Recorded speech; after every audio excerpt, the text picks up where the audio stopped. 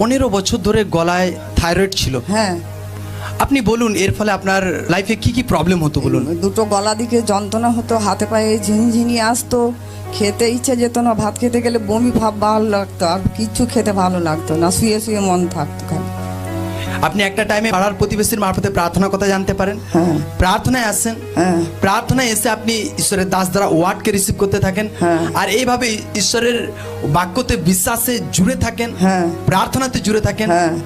গত 30/6/2024 তারিখে যে সুইট মিটিং ডিক্লারেশন ছিল, হ্যাঁ। সেদিন আপনি উপস্থিত ছিলেন। হ্যাঁ।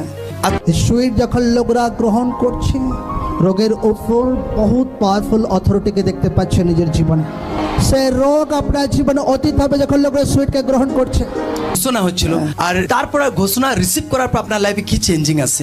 এক সপ্তাহ পর দেখছি গলাটা ফুলা কমে গেছে, পায়ে ঝিনঝিনিটাও দেখছি কেরমেশি কমে যাচ্ছে।